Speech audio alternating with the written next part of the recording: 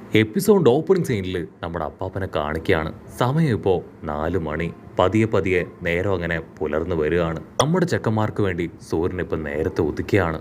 അവരുടെ ട്രെയിനിങ്ങിന്റെ ആദ്യത്തെ സെക്ഷൻ അത് ആരംഭിച്ചു കഴിഞ്ഞു. അതിലൊന്നാമത്തേത് 4:30 മുൻപ് എല്ലാ വീടുകളിലും പാലെത്തിക്കുക എന്നതാണ്. സോ അതുകൊണ്ട് തന്നെ ഹെലികോപ്റ്റർ ഉണ്ടായിട്ടും അത് ഉപയോഗിക്കാതെ അവർ സ്ട്രെയിറ്റ് ആയിട്ട് ഓടിയും മരങ്ങൾക്കിടയിലൂടെ സിഗ്സാക്ട് ലെവലിൽ ഓടിയും പിന്നീട് സഹിഷ്ണുതയും ക്ഷമയും വർദ്ധിക്കാനായിട്ട് വലിയ വലിയ മലകൾ, സ്റ്റെപ്പുകൾ അതൊക്കെ കയറിയും ബാലൻസ് കൺട്രോൾ ചെയ്യാനായിട്ട് നേർത്ത വഴിയിലൂടെ കൊക്കയുടെ ഇടനാഴികളിലൂടെ നടന്നു പോകും. അവസാനമായിട്ട് മൃഗങ്ങളോട് പോലും മല്ലടിക്കുകയാണ്. അപ്പോൾ അവിടുന്ന് അങ്ങനെ സീൻ കട്ട് ചെയ്ത മറ്റൊരു ട്രെയിനിങ് സെന്റർ കാണിക്കും. അവിടെയാണെങ്കിൽ ഒരുപാട് പേര് കൊമ്പൻ ആക്ഷനൊക്കെ ഇട്ട് ട്രെയിനിങ് എടുക്കുകയാണ്. ഇവിടെ കാട്ടില് ഒരു ഭീകരൻ, അവനാണെങ്കിൽ ആക്സ് ഒക്കെ ഉപയോഗിച്ച് വലിയ വലിയ മരങ്ങൾ അതങ്ങനെ വെട്ടിയും ചവിട്ടിയും താഴെയിട്ടും അതിന്റെ സ്ട്രെങ്തും അങ്ങനെ കൂട്ടി കൊണ്ടുവരും. അവന്റെ ലക്ഷ്യവും ആ വലിയ സ്റ്റേജും മത്സരവും തന്നെയാണ്. അങ്ങനെ സീൻ കട്ട് ചെയ്ത് വേറൊരു ട്രെയിനിങ് ഗ്രൗണ്ട് കാണിക്കും. അവിടെയാണെങ്കിൽ സിംഗിൾ കയ്യിൽ പുള്ളപ്പ് ചെയ്യാണ്. അവനെക്കൊണ്ടാണെങ്കിൽ ഒട്ടും വയ്യാതെ അവൻ താഴേക്ക് വീഴുകയാണ്. ട്രെയിനർ ആണെങ്കിൽ ദേഷ്യപ്പെട്ട് പറയും, ഇങ്ങനെയാണെങ്കിൽ നീ പ്രിലിംസ് പോലും ക്ലിയർ ചെയ്യില്ല. മറ്റൊരു ഭാഗത്ത് നമ്മുടെ ആൾക്കാർ അവർ ജസ്റ്റ് മിസ്സിന് അവരുടെ മോർണിംഗ് ടാസ്ക് അത് കംപ്ലീറ്റ് ചെയ്തിരിക്കുകയാണ്. അവരാണെങ്കിൽ ശ്വാസമൊക്കെ വലിച്ചു വിട്ട് കിതച്ച് അങ്ങനെ വീണ് കിടക്കും. ഗോകുവും മുട്ടപ്പനും ആണെങ്കിൽ അപ്പാപ്പനോട് പറയും, ഇനി ഞങ്ങളെ കൊണ്ട് ഒന്നും വയ്യ, ഞങ്ങൾ ഒരുപാട് കഷ്ടപ്പെട്ടാണ് ഇത് കംപ്ലീറ്റ് ചെയ്തത്. അതിനപ്പാപ്പൻ പറയും, ഓ നോ, മോർണിംഗ് എക്സസൈസ് അത് ചെയ്തപ്പോൾ തന്നെ നിങ്ങൾ ഇത്രയും തളർന്നോ? ഞാൻ കരുതിയത് നിങ്ങൾ കുറെ കൂടെ സ്മാർട്ടും അതുപോലെ പവർഫുള്ളും ആണെന്നാണ്. അത് കേൾക്കുമ്പോൾ നമ്മുടെ ആൾക്കാരാണെങ്കിൽ വീണ്ടും ചാടി എഴുന്നേൽക്കുകയാണ്. അപ്പാപ്പനാണെങ്കിൽ ദൂരത്തായിട്ട് ഒരു കൃഷിയിടം കാണിച്ചു കൊടുക്കുകയാണ്. അവിടെ ഒരാൾ ഒറ്റയ്ക്ക് കൃഷി ചെയ്യുകയാണ്. അപ്പാപ്പനാണെങ്കിൽ ഇപ്പം നമ്മുടെ ആൾക്കാരോട് പറയും, അടുത്തായിട്ട് നിങ്ങളുടെ ജോലി ആ ഒരു സ്ഥലത്ത് കൃഷി ചെയ്യുക എന്നതാണ്. അത് കേട്ട് നമ്മുടെ ആൾക്കാരാണെങ്കിൽ മനസ്സോടു കൂടെ അവിടേക്ക് ചെന്ന് ആയുധങ്ങളൊക്കെ എടുത്ത് കൃഷി സ്റ്റാർട്ട് ചെയ്യും. അവിടെ കൃഷി ചെയ്തുകൊണ്ടിരുന്ന ആള് കൃഷിക്ക് മേൽനോട്ടം കൊടുക്കാനായിട്ട് ഒരു ഭാഗത്തിരിക്കുകയാണ്. അപ്പോഴായിരിക്കും അപ്പാപ്പൻ നമ്മുടെ ആൾക്കാരോട് പറയാ, നിങ്ങൾ കൃഷി ചെയ്യേണ്ടത് ഈ ആയുധങ്ങൾ ഉപയോഗിച്ചല്ല, മറിച്ച് നിങ്ങളുടെ കൈയും നഖവും കാലും ഉപയോഗിച്ചാണ്. അത് കേട്ട് നമ്മുടെ ആൾക്കാരാണെങ്കിൽ ഷോക്കാവും. അപ്പാപ്പനാണെങ്കിൽ അടുത്ത നിമിഷം തന്നെ ഇൻസ്ട്രക്ഷൻ കൊടുക്കും. വേറെ വഴിയില്ലാതെ അവരവരുടെ കൈയും കാലും തലയും നഖവും ഒക്കെ ഉപയോഗിച്ച് ട്രാക്ടർ ചെയ്യുന്നതിന് കഴിഞ്ഞ സ്പീഡിലും വേഗതയിലും ഇപ്പോൾ അവരുടെ ജോലി അത് ചെയ്യാനായിട്ട് തുടങ്ങും. അങ്കിളിനാണെങ്കിൽ ഭയങ്കര അത്ഭുതം. വാവ്, ഇവർ ശരിക്കും അത്ഭുതം തന്നെ. സെക്കൻഡുകൾ കഴിഞ്ഞ് മിനിറ്റുകൾ കഴിഞ്ഞ് മണിക്കൂറുകൾ കഴിയുമ്പോൾ ഇപ്പൊ നമ്മുടെ ആൾക്കാരാണെങ്കിൽ ആ ഒരു പ്രദേശം മുഴുവൻ ഉഴുതും മറിച്ച് കഴിഞ്ഞിരിക്കുകയാണ്. അവരാണെങ്കിൽ മാസ്റ്ററിനോട് പറയും, മാസ്റ്റർ പറഞ്ഞതുപോലെ തന്നെ ഒരുപാട് കഷ്ടപ്പെട്ട് ബുദ്ധിമുട്ടി ഞങ്ങൾ ഈ നിലമെല്ലാം തന്നെ ഉഴുതു മറിച്ചിരിക്കുകയാണ്. മാസ്റ്ററിനാണെങ്കിൽ അതുകൊണ്ട് ഭയങ്കര അത്ഭുതം. പക്ഷെ മാസ്റ്റർ ആണെങ്കിൽ അവരോട് പറയും, നിങ്ങൾ ചെയ്തതൊക്കെ അടിപൊളിയായിട്ടുണ്ട്, പക്ഷെ അല്പം കൂടെ സൂക്ഷ്മതയും വേഗതയും നിങ്ങൾക്ക് ആവശ്യമാണ്. നാളെ ഇതിലും കൂടുതൽ സ്ഥലം നിങ്ങൾക്ക് ഉഴുതു മറിക്കാനായിട്ടുണ്ട്. പ്രാക്ടീസ് പോലെ തന്നെ പ്രധാനമാണ് ഭക്ഷണവും. സോ നിങ്ങൾക്ക് പ്രാതൽ കഴിക്കണ്ടേ? അത് കേട്ട് നമ്മുടെ ആശാമാർക്ക് ഭയങ്കര ആവേശം. തീർച്ചയായിട്ടും ഞങ്ങൾക്ക് ഫുഡ് കഴിക്കണം എന്ന് പറഞ്ഞ് അവരാണെങ്കിൽ വീട് നോക്കി ഉഷാറായിട്ട് ഓടും. ഇവിടെ നമ്മുടെ ലോഞ്ച് പെണ്ണ് അവൾ വിഭവ സമൃദ്ധമായ ഒരുപാട് ഫുഡുകൾ ഓൾറെഡി ടേബിൾ റെഡിയാക്കി കഴിഞ്ഞിരിക്കുകയാണ്. നമ്മുടെ ആൾക്കാർ മത്സരിച്ച് അവിടേക്ക് എത്തി അത് കഴിക്കാനായിട്ട് തുടങ്ങും. മൊട്ടപ്പനാണെങ്കിൽ ഓർക്കാതെ ഒരല്പം ഫ്ലേവർ കൂട്ടാനായിട്ട് പെപ്പർ പൗഡർ അവന്റെ ഫുഡിലേക്ക് തട്ടും. അതിൽ നിന്ന് വരുന്ന ആ ഒരു പെപ്പറിന്റെ പുക അത് ലോഞ്ചിന്റെ മൂക്കിലടിച്ച് അവൾ ആഞ്ഞു തുമ്മി ഒരു മോൺസ്റ്ററായി മാറും. ആ മോൺസ്റ്റർ ലേഡിയായി മാറും. അത് കണ്ട് നമ്മുടെ ആൾക്കാരെല്ലാവരും ഒരു സെക്കൻഡ് ഫ്രീസ് ആയിട്ട് അങ്ങനെ നിൽക്കുകയാണ്. അവളാണെങ്കിൽ ഞൊട്ടിയിടയിൽ ഗണ്ണെടുത്ത് അറഞ്ച പുറഞ്ഞ ഷൂട്ട് ചെയ്യും. നമ്മുടെ ആൾക്കാരാണെങ്കിൽ രക്ഷിക്കടാ എന്ന് ഉച്ചത്തിൽ നിലവിളിച്ച് പുറത്തേക്ക് ഓടുകയാണ്. അപ്പനാണെങ്കിൽ ചെക്കന്മാരോട് പറയും, നിങ്ങൾ ടെൻഷൻ ആവേണ്ട കാര്യമില്ല, നമുക്ക് പുറത്തുനിന്ന് കഴിക്കാമെന്ന് പറഞ്ഞ് സ്ട്രെയിറ്റ് ആയി ഒരു റെസ്റ്റോറൻറ്റിലേക്ക് വന്ന് ആർത്തിയോടെ കിട്ടുന്നതെല്ലാം വലിച്ചു വാരി തിന്നും. അതിനുശേഷം വീണ്ടും മത്സരിച്ച് അവർ ഭക്ഷണത്തിന് ചോദിച്ചു കൊണ്ടേയിരിക്കുകയാണ്. അതിനിടയിൽ കോകു അവൻ ആഞ്ഞു തുമ്മും. അത് കേട്ട് പേടിച്ച് മൊട്ടപ്പനും അപ്പാപ്പനും രണ്ടുപേരും ഓടി ഒളിക്കുകയാണ്. ചുറ്റുമുള്ളവർക്കാണെങ്കിൽ അവിടെ എന്താ നടക്കണമെന്ന് മനസ്സിലാവില്ല. അവരെല്ലാവരും അപ്പാപ്പനെയും മൊട്ടപ്പനെയും നോക്കും.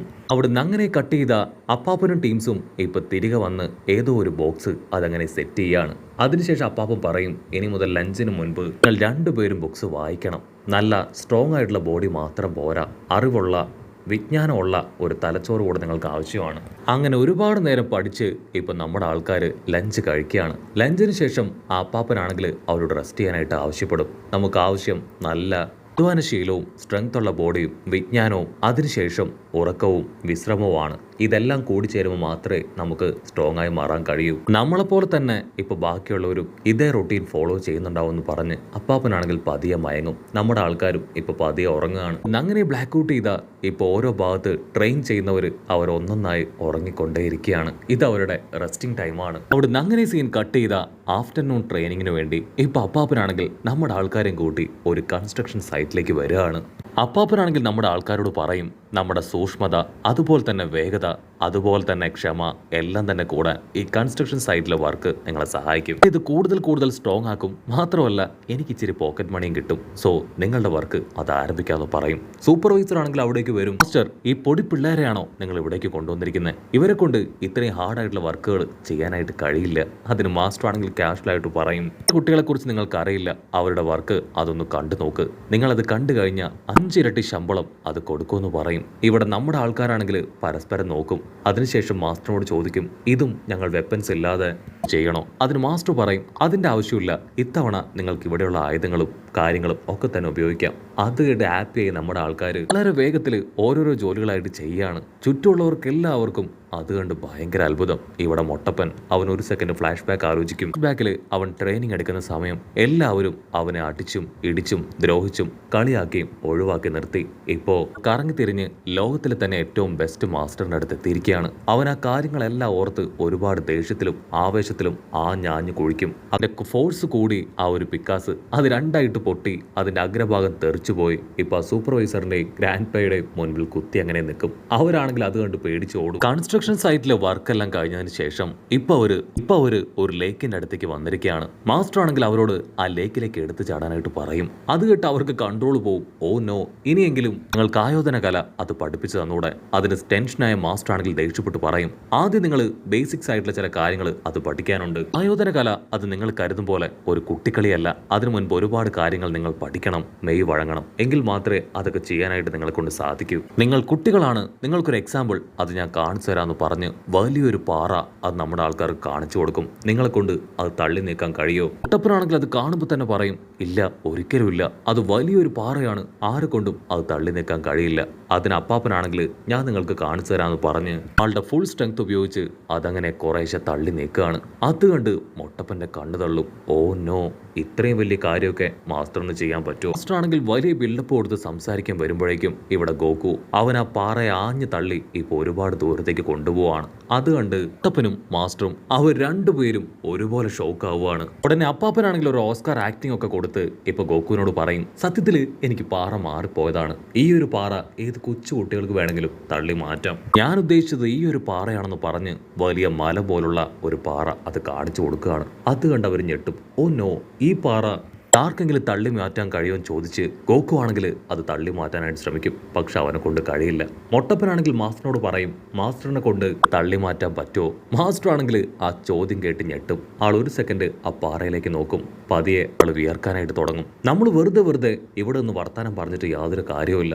എത്രയും വേഗം നിങ്ങളുടെ ട്രെയിനിങ് അത് കംപ്ലീറ്റ് ചെയ്യണമെന്ന് പറഞ്ഞ് അവരുമായിട്ട് ആ നദിക്കരയിലേക്ക് വരും. അതിനുശേഷം അവരെ രണ്ടുപേരെയും ആ നദിയിലേക്ക് തള്ളിയിടുകയാണ്. ഏറ്റവും ഫാസ്റ്റ് ആയിട്ട് ആരാണ് സ്വിം ചെയ്യുന്നതെന്ന് എനിക്ക് നോക്കണമെന്ന് പറയും. അവരാണെങ്കിൽ സ്വിം ചെയ്ത് ആ നദിയുടെ മിഡിൽ ഭാഗത്ത് എത്തുമ്പോൾ ഇപ്പൊ അപ്പാപ്പനാണെങ്കിൽ വിളിച്ചു പറയും, ഒരു പ്രധാനപ്പെട്ട കാര്യം നിങ്ങളോട് പറയാനുണ്ട്. നിങ്ങൾ വളരെയധികം കെയർഫുൾ ആയിരിക്കണം. ആ നദിയിൽ വലിയൊരു ഷാർക്കുണ്ട്. അത് കേട്ട് സ്തംഭിച്ചു പോയ നമ്മുടെ ആൾക്കാർ അവർ ചുറ്റും നോക്കും.